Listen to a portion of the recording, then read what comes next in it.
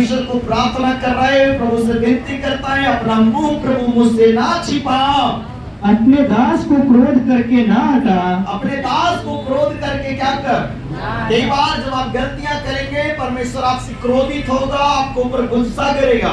आपके माता पिता आपसे प्यार करता है, मगर कई बार जब आप गलती करते हैं आपको ऊपर वो गुस्सा करता है। हालेलुया। मैं आपसे प्यार करता हूं, मैं आपके लिए प्रार्थना करता हूं, कलीसिया मुझे आपकी चिंता है, मगर जब आप गलती करते हैं तो मैं खरा खोटी भी सुनाता हूं, आपको झाड़ता फटकारता हूं, और कई लोगों को बाहर तक भी कर दिया चर्च से। हालेलुया। तुम इस लायक नहीं हो, इस झुंड के लायक नहीं, इसलिए बाहर चले जाओ। हालेलुया। तो वचन क्या कहता है, परमेश्वर जिससे प्रेम करता है उसको सोटा भी लगाता है। माँ बाप केवल आपसे प्यार नहीं करते, वो आपको कई बार पीटते भी, मारते भी, डांटते भी, खरा खोटी भी सुनाते हैं, कई बार बातों की मार मारते हैं, कई बार हाथों की मार मारते हैं, कई बार आपको ताना वाना दे के मारते हैं। हालेलुया।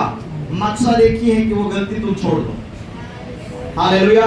वो आपको सुधारना चाहते हैं। आत्मिक अगुआ भी, आत्मिक बाप भी अपनी कलीसिया के साथ ऐसा ही करना चाहिए, और करते भी है और करना भी चाहिए। हालेलुया। वरना बच्चे बिगड़ जाएंगे।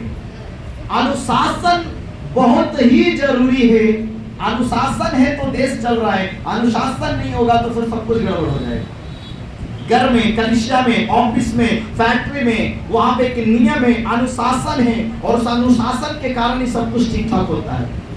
अगर आपके जीवन में अनुशासन नहीं तो सब कुछ खत्म हो जाएगा।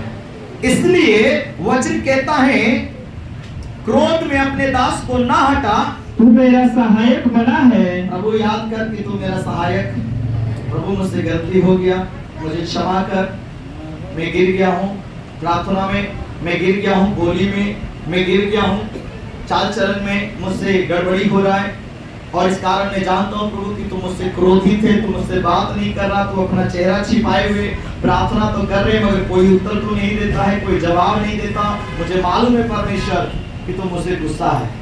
कभी कभी आपके माँ बाप आपसे गुस्से हो जाते हैं, आपसे बात नहीं करते हैं। कभी कभी पति आपसे गुस्सा हो जाता है, बात नहीं करते, बातचीत बंद होता है। आप लगातार मनाने की कोशिश करते हैं, अच्छा आपसे गलती नहीं होगा, अच्छा मान जाइए, आज के बाद हम नहीं बोलेंगे, आज के बाद हम नहीं कहेंगे इसे।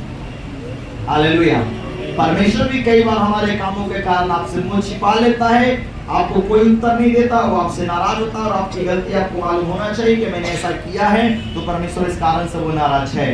इसलिए हे मेरे उद्धार करने वाले परमेश्वर, हे मेरे उद्धार करने वाले परमेश्वर, मुझे त्याग ना दे, मुझे त्याग ना दे, और मुझे छोड़ ना दे, मुझे छोड़ ना दे। मेरे माता पिता ने तो मुझे छोड़ दिया है।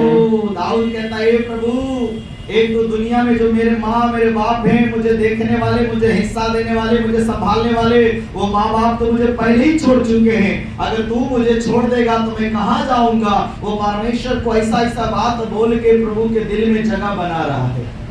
Hallelujah, hallelujah. परमेश्वर के लोगों पर ना सख्त दिल होना चाहिए, नारियल के जैसा, ऊपर से कठोर और अंदर से मुलायम। हालेलुया। परमेश्वर के लोग को ज्यादा दयालु भी नहीं होना चाहिए, ज्यादा भावना में बहने वाला नहीं होना चाहिए। किसी ने दुखड़ा गाया और उसी को पिघल मत जाओ, सोचो समझो फिर हाथ आगे बढ़ाओ। हालेलुया। वचन क्या कहता है, मेरे माता पिता ने तो मुझे छोड़ दिया है, परंतु यहोवा मुझे संभाला, यहोवा मुझे संभाल लेगा। किसी के माँ बाप सदा तक जीवित नहीं रहेंगे, आपसे पहले, हमसे पहले वो एक दिन दुनिया से चले जाएंगे। हालेलुया। आप भी, हम भी किसी के माँ बाप है, आपके भी माँ बाप है। तो ज्यादातर दुनिया में लोग माँ बाप के ऊपर भरोसा करते हैं, मगर याद रखिए वो माँ बाप भी एक समय के लिए, फिर वो आपको दुनिया से छोड़कर, तो असली माँ बाप तो हमारा स्वर्ग में है, जिसने हमें माँ के पेट में रचा और बनाया, जीवन और श्वास दिया। उस माँ बाप को हमें पहले पकड़ना चाहिए कि संसार का माँ बाप अगर छोड़ के चला भी जाए तो वो माँ बाप जो है स्वर्ग से हमें संभाल लेगा। आपके माँ बाप का प्यार का कमी कौन पूरा करेगा? परमेश्वर। हालेलुया। संसार में जिसका कोई नाथ नहीं है, अनाथ का नाथ कौन है? परमेश्वर। जिसके माँ बाप नहीं है उसको माँ बाप का प्यार कौन दे सकता है? परमेश्वर। वो किसी मनुष्य को आपके जीवन में भेजेगा जो आपको माँ के जैसा, आपको बाप के जैसा चाहेगा और प्यार करेगा। आपको भाई की जरूरत है, परमेश्वर आपके जीवन में कोई ऐसे लोगों को लाएगा जो आपकी भाई की कमी को, बहन की कमी को, माँ की कमी को पूरा कर सकता है। हालेलुया। आप कहेंगे अगर मेरी माँ भी होता तो मुझे ऐसे ही प्यार करता, अगर मेरा बाप भी होता, मेरा भाई मेरा बहन भी होता तो मुझे इससे ही प्यार करता। हालेलुया। वो परमेश्वर है जो आपको कमियों को पूरा कर सकता है। हालेलुया। और दाऊद कहता है यहोवा मुझे संभाल लेगा, मेरे माता पिता ने तो मुझे परंतु यहोवा मुझे संभाल लेगा। हालेलुया। इसलिए अभी उसका 14 पद को पढ़कर हम लोग समाप्त करेंगे।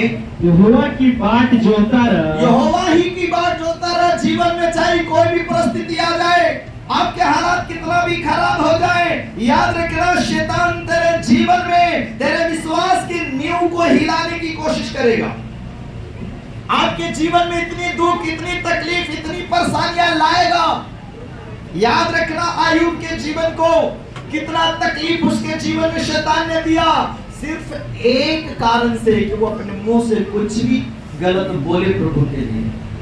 पर आयुब भी एकदम प्रभु के प्रति समर्पित था। उसने सोच लिया कि मुझे परमेश्वर के खिलाफ बोलना ही नहीं है। और वचन कहता है कि आयुब ने मूर्खता के अनुसार परमेश्वर को उत्तर नहीं दिया, परमेश्वर के ऊपर दोष नहीं लगाया। हालेलुया। हम नाशवान मनुष्य कई बार प्रभु के ऊपर दोष लगाए, हाँ प्रभु इतना देते, इतना उपवास करते, हम सारा चर्च का भार संभाल कर रखे, प्रभु तू हमको ऐसे कर रहा है। हालेलुया। आप जितना प्रभु के लिए करेंगे, शैतान उतना आपको सताने की कोशिश करेगा। उसका मकसद होगा कि आप प्रभु के लिए ना करें। केरल का एक परिवार है जिसने अपनी सारी संपत्ति, केरला का सारा जमीन बेचकर उसने मोतिहारी में कई बीघा जमीन खरीदकर वहां मिशन फील्ड बनाने के लिए दिया।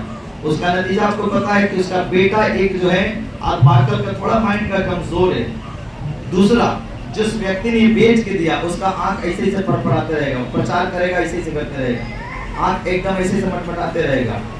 उसको तीसरा हर साल उसको खून बदलना पड़ता है, उसके शरीर को ब्लड डायलिसिस करना पड़ता है, हर साल उसको खून चेंज करना पड़ता है। इतना धर्मी होने के बाद, इतना अपना संपत्ति प्रभु के लिए दान देने के बाद कनाडा में सेवा करता है प्रभु का, और कनाडा से बिहार के लोगों के लिए मदद भेजता है। इतना अच्छा काम करने के बाद भी उस मनुष्य के जीवन में ये दशा है। धर्मी सताए जाते, याद रखना। क्यों? शैतान चाहता है उसको भी सस्टेनिंग डालना चाहता है। तू प्रभु के लिए इतना तो कर रहा है, पर प्रभु तेरे लिए क्या कर रहा है? देख हर साल तुझे खून बदलना पड़ता है, देख हर साल तुझे ये करना पड़ता है। पर वो निराश नहीं है, वो व्यक्ति को फिर भी देखो आनंदित है। हालेलुया। कई सालों से खून बदल के जी रहा, मगर मरा तो नहीं। खून बदलना पड़ा है, कोई बात नहीं, परमेश्वर उतना दिया है कि हर साल बदल सकता है। जिंदा है ना, बस उसी बात से खुश है। जिंदा है ना, खून बदलना पड़ता है तो मुझे कमी तो नहीं है, खेत बेचना पड़ेगा, जमीन बेचना पड़ेगा, बदलना पड़ेगा, तो प्रभु उससे ज्यादा पैसा मुझे दिया है कि मैं हर साल बदल सकता हूँ। अमेरिका में उसके कई होटल है, कनाडा में कई होटल है, उसको इतना पैसा आता है, वो दुखी नहीं है। इतना शरीर में कष्ट होने के बाद वो फिर भी आप उसको देखिएगा, वो हमेशा हंसते रहेगा, हंसता हुआ प्रचार करता है। उसके कभी चेहरे में मायूसी नहीं है, वो कभी प्रभु से कंप्लेन नहीं करता कि प्रभु मेरे शरीर में ऐसा मैं इतना किया, बल्कि आप उसको देखिएगा वो और नम्र है। इतना सब कुछ प्रभु को देने के बाद, करने के बाद भी और भी वो नम्र है, दुखी नहीं है, परेशान नहीं है। अक्सर लोग परेशान हो जाएंगे मगर वो परेशान नहीं है। वो प्रभु को कंप्लेन नहीं कर रहा, इतना मैंने जमीन दे दिया, इतना मैंने वो कर दिया, और प्रभु मेरे साथ ऐसा कर रहा, वैसा कर रहा, मुझे इस बीमारी से छोड़ा। उसको पता है ये शैतान मेरे को गिराने के लिए ऐसा काम कर रहा है। कोई बात नहीं, मैं इस बीमारी के साथ जीऊंगा, खून बदलना है बदलूंगा हर साल, नो प्रॉब्लम। याद रखिएगा, पौलुस की परछाई से लोग चंगे होते थे, मगर पौलुस खुद एक समस्या से लड़ रहा था। और लास्ट में प्रभु कहता है मेरा अनुग्रह तेरे लिए, एक बीमारी से चंगा होने के लिए पौलुस प्रार्थना करता है, प्रभु उसको चंगा नहीं करता, बल्कि कहता है मेरी अनुग्रह तेरे लिए काफी है। और पौलुस क्या करता है? परमेश्वर ने मेरे सीने में एक पंजर रखा है, कांटा रखा है, वो मुझे चुभाए ताकि मैं घमंडी ना हो जाऊं। उस बीमारी के साथ, उस समस्या के साथ पौलुस जीता है। Hallelujah, hallelujah. वो उसके जीवन की लड़ाई है, शैतान उससे लड़ रहा है, शैतान उसको पछाड़ देना चाहता है, शैतान उसको गिरा देना चाहता है। वो चाहता है शैतान की परमेश्वर की निंदा करे, मगर दाऊद जानता है, पौलुस जानता था आज के प्रभु के सेवक है, जानते हैं वो सताए जाते हैं, प्रभु के खिलाफ नहीं बोलता, क्योंकि जानता है शैतान मुझे उकसा रहा है कि मैं प्रभु के खिलाफ बोलूं। वो बीमारी के साथ, वो तकलीफ के साथ जीना पसंद है उसको, क्योंकि वो सच्चाई समझता है। हालेलुया, बोल यीशु प्रभु की जय। हम किसी लालच में प्रभु के पीछे नहीं चलना है। Hallelujah, hallelujah. मैंने आपको सदा एक बात कहा है, प्रभु इसलिए नहीं आना कि आपको नौकरी हो जाएगा, गाड़ी हो जाएगा, बंगला हो जाएगा, सोना चांदी नहीं है हो जाएगा। प्रभु में आना तो इसलिए आना अपनी आत्मा का उद्धार के लिए। संसार में बहुत सारे लोग यीशु को नहीं मानते, क्या उनके पास नौकरी नहीं है? संसार में बहुत सारे लोग हैं जो यीशु को नहीं मानते, क्या उनके पास दौलत नहीं है, खेत नहीं है, जमीन नहीं, क्या नहीं, सब कुछ है। हालेलुया। मगर उनके पास जीवन में क्या है? परमेश्वर नहीं है, उनके जीवन में यीशु नहीं है, उनके जीवन में अनंत जीवन की कोई आशा। आप प्रभु में इसलिए आओ। Hallelujah, hallelujah.